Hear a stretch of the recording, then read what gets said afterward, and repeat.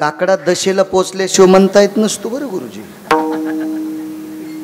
स्वर छान असला म्हणजे काकडा म्हणता येतो असं नाही. काकड्यासाठी मधलं मुरलं पाहिजे. वैकुंठवासी माधव महाराज मगरांचं वाक्य, काकडा जर त्या चालीत म्हटला तर त्या परिसरातलं धन कांड्या कांड्यानं वाढत आहे.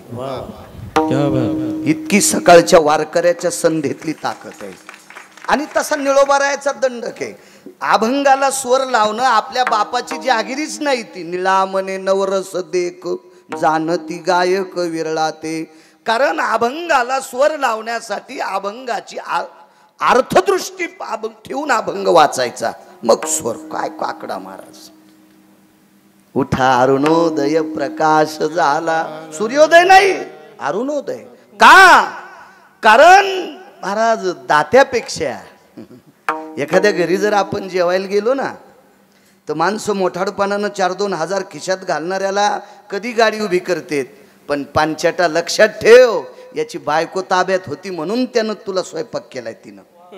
हो, ज्याची बायको ताब्यात नाही का त्यानं बाहेरच सप्ते हाणाव. इकडंच कधी कधी आपण ज्याच्या घरी जेवलो, अन्नदाता सुखिन संतो यते सुगरणो भय स्थिता कृपा पात्रे नस्तता वैशान्नर भवयाप्ती पुनीत कामिनी जयहा नैवम गांजा कसम लिखितम. कधी कधी त्या माऊलीचे सुद्धा उपकार असावा. आणि कोणाही माणसानं सांगावा, घरी जर आपल्याला कोणाला न्यायचं असेल तर पैशावर नेताच येत नाही. बंगला लय मोठा असला म्हणजे नेताच येत नाही. बायको ऐकण्यात असली त्यानंच नेत जावा. हो, बायको ऐकण्यात असली की नेलं पाहिजे, नाही तर नसतं नेता येत घरी. मग बघा, आता एखाद्या वेळेस त्यानं खूप पैसे कमवले असतील पण स्वयंपाक तिनं केलाय, किंमत आहे तिला. प्रकाश देण्याची ताकद सूर्यदेवात आहे, पण तुमच्यापर्यंत त्या मालकाला पोचवायची ताकद अरुणात आहे. म्हणून अरुणोदयी जाण तम निरसे सहज. आपण अरुणाचा उदय झाला की तम शिल्लक राहत नाही. तम म्हणजे अंधार, अंधार शिल्लक राहत नाही. कधी? अरुणाचा उदय झाल्यावर अंधार शिल्लक राहत नाही. आणि कामावर आणि क्रोधावर ज्यानं जय प्राप्त केला त्याचं दर्शन झालं की कोणतंच बंधन शिल्लक राहत नाही. असं कोण सांगतंय? पैठणचे मालक. साधा सोपा सरळ अभंगाचा अर्थ झालं कीर्तन. विठाला विठाला. मोठ्या श्रद्धेने, मोठ्या अट्टहासाने, मोठ्या असीम प्रयत्नाने चालत असलेली फार जुनी परंपरा आहे.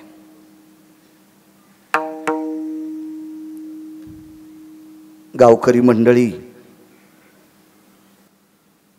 चारठा सेलूत या ग्रामस्थांच्या वतीने एवढा मोठा ज्ञानयज्ञ, अन्नदानाचा यज्ञ, नामस्मरणाचा यज्ञ. खरं तर नामस्मरणाचा अखंड हरिनाम सप्ताह म्हणजे नामस्मरण. ज्ञानदान आपण नंतर म्हणतो, कारण आमच्या पुढे बसलेल्याला गाथे पाठ आहेत. आपण काय ज्ञान करणार आहेत? विठाला विठाला. पण नामस्मरणाचा यज्ञ आणि अन्नदानाचा यज्ञ चारठा शेलूद ग्रामस्थांच्या वतीनं चालत आहे. मला वाटतंय मागे पण एक यज्ञ झाला ना बुवा, एक आताचा हा सुवर्ण महोत्सव 2 वर्षापूर्वी. वा वा. याच्या अगोदर पुन्हा 2 यज्ञ झाली. एखाद्या मातीत ताकद असती. तुम्हाला एक सांगू का, काही काही ठिकाण फार दुर्मिळ असतात जिथं शिवजींचं अधिष्ठान स्नेहाचं आहे. स्नेह म्हणजे तेल. जिथं मारुतीरायाचं अधिष्ठान सुद्धा तेलाच आहे. आमच्याकडे येशवाडीला मारुतीराय स्नेहाचे. स्नेह म्हणजे तेल. आणि शनिदेवांना तर स्नेहच लागतं. स्नेहसूत्र वन्नी. वन्नी म्हणजे अग्नी, सूत्र म्हणजे वात, स्नेह म्हणजे तेल. तेलाचं अधिष्ठान आहे. जिथं मारुतीराय तेलाचं अधिष्ठान तिथं सर्व नवग्रह एकत्रित. भगवान सूर्यनारायणाचं अधिष्ठान तिथंच. नवग्रहापैकी एक शनिदेव तर इथं आहेतच. शिवजी सुद्धा 11वे रुद्र, तेही तेलाचंच अधिष्ठान आहे. असं एक आगळं वेगळं नाविन्य अधिष्ठान. आणि त्या अधिष्ठानात या तिन्ही देवांचं वास्तव्य, म्हणून इथं यज्ञ होतात. या मातीत ताकद आहे. चारठा शेलूद ग्रामस्थांच्या या पवित्र अंतकरणाला चालना या तिन्ही देवांची आहे. म्हणून एवढ्या मोठ्या उत्साहाने तुम्ही एवढं मोठं पारमार्थिक सूत्र भरवता. गावात जेवढ्या आडनावाची मंडळी असतील तेवढ्यांना कोटी कोटी धन्यवाद. सगळ्यांची नावं मला पाठ नाहीत महाराज, माफी असावी. सगळ्यांना प्रणाम करतो. गावातल्या ग्रामस्थ आबाल वृद्ध तरुण सगळ्यांना प्रणाम करतो. या कार्यक्रमाला लाभलेले आशीर्वादाचं स्वरूप धर्माचार्य श्री श्री 1008 महामंडलेश्वर योगीराज दयानंद महाराज, माझ्यावर अतूट प्रेम करणारं व्यक्तिमत्व, श्री गुरु दयानंद महाराजांच्या चरणी प्रणाम करतो. तथा हरिभक्तीपरायण वैकुंठवासी उद्धव महाराज कोरडे याच गावातलं रत्न वारकरी शिक्षण संस्थेमध्ये माझ्या आळंदीत ज्ञानोबराय तुकोबरायच्या दरबारामध्ये विद्येचं अर्जन करत होते. कालाची मर्यादा आहे. उपजल्या पिंडा मरण सांगाते. महाराजांना जाऊ लागलं. तोही पवित्र पिंड याच मातीतला आहे.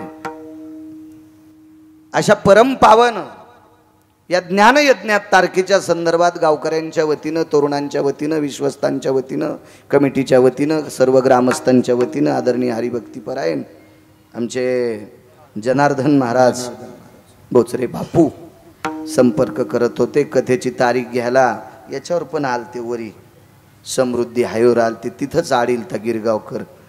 पण 2 दिवसाला सांगू म्हणूस तर आमच्या गेल्या 2-4 मथऱ्याच्या तारखा श्राद्धाच्या. एकदा गेली मग काय त्याला मला देता नाही आली. चला असू द्या. पण कीर्तनाची वर्णी टाकता येते. ज्ञानोबराय तुकोबरायच्या नामाची आहुती टाकायचा योग मला आला. माझं परम भाग्य. बोचरे बापू तुम्हाला सुद्धा धन्यवाद. मला असं वाटतं यजमान पद्धती आहे. आज जे यजमान आहेत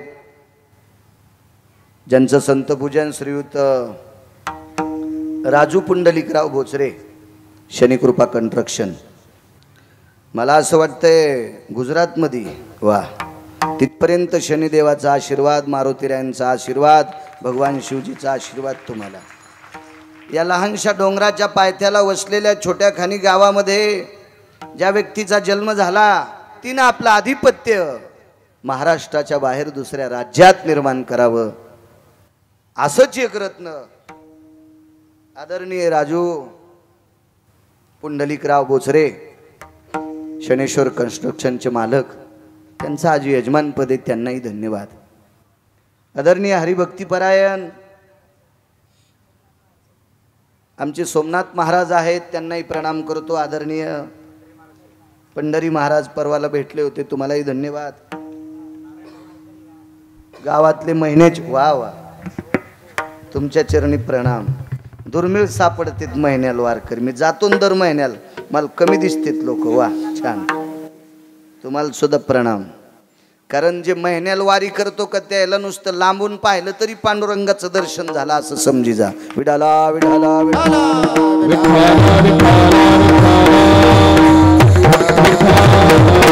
अशा लोकांचं पाहूनच मी पण हल्ली जा लागलो. आता बऱ्याच दिवस झाले. आदरणीय अजय सुद्धा आहे,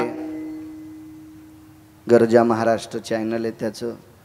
या परिसरात बऱ्याच वेळेस माझ्यावर खूप प्रेम करणारे एक छोटे उद्योजक आमचे सातूनचे सोपानराव बिडवे, इथेच MIDC त्यांचा उद्योग आहे गावाकडे. त्यांनाही धन्यवाद.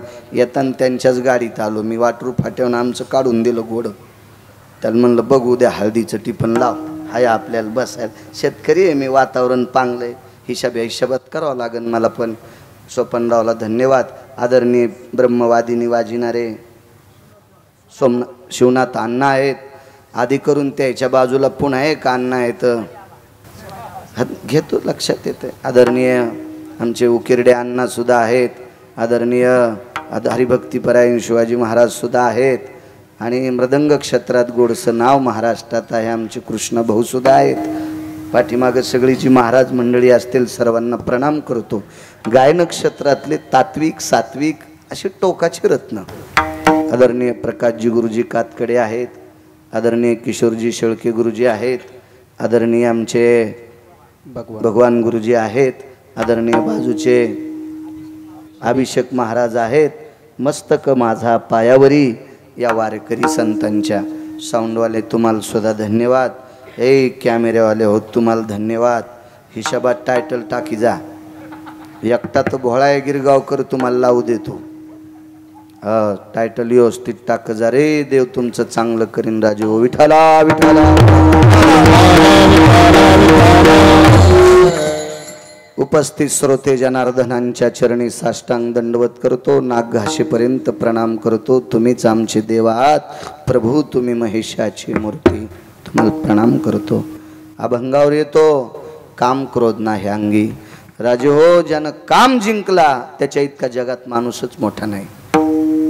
ज्यानं काम जिंकला का त्याच्यासारखा जगात माणूस कोणी मोठा नाही. एक लक्षात ठेवा, सोपं उदाहरण सांगतो. शनिदेवाचे मंदिर नाहीत असे हजारो गावं सापडतील भारत देशात. हजारो. भगवान शिवजीचे मंदिर नाहीत असे महाराष्ट्रात भारतात हजारो गावं सापडतील. सगळ्या गावात शिवजींचे मंदिर नाहीत. हजारो गावं सापडतील. विश्वाच्या मालकाचे पंढरीनाथाचे मंदिर नाहीत असे कितीतरी गावं सापडतील. जगदंबेचे मंदिर नाहीत असे कितीतरी गावं सापडतील गुरुजी. भगवान गणेशाचे मंदिर नाहीत असे कितीतरी गावं सापडतील. पण मारुतीरायाचं मंदिर नाही असे जास्त गाव नाही सापडायचे. एक अर्धा धरणातल्या खड्यासारखं सोडून द्या. शक्यतो मारुतीरायाचं मंदिर नाही असं गावच नाही. वस्तीवर पण मारुतीरायाचं मंदिर. त्यांनी विचार केला बब्यास लग्न झाल्यावर कुठून याचं पाया पडायला. कारण त्याच्या पाया पडल्याशिवाय तुमच्या आमचे संसारच नीट थप्पील लागत नाहीत. मग प्रत्येक गावात मारुतीरायाचं अधिष्ठान का कशा करता. कामाची नाही ते क्रोधाची कैसा. काय कामावर जय प्राप्त केलं ते मारुतीराय. आणि विश्वाच्या पाठीवर काही ठराविक लोकांची यादी. त्याच्यातलं एक नंबरचं व्यक्तिमत्व काम जिंकणारं कोण असेल तर ते मारुतीराय आहेत.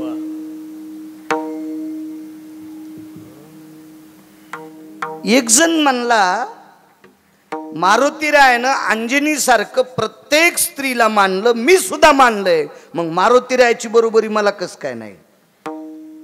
श्रुतीशास्त्रानं सांगितलं मारुतीरायानं कामाला जिंकलं. तुम्ही कामाला जिंकलं पण तुम्ही लक्ष्मीला नाही जिंकलं.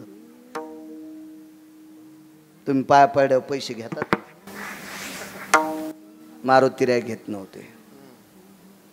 खिसात नाही नो शर्टत नाही ना. 14 लोकांच्या व्यतिरिक्त तुकोबाराच्या अभंगात कोणीच बसत नाही. ऐसा कोणी दावा हे जया नावडे.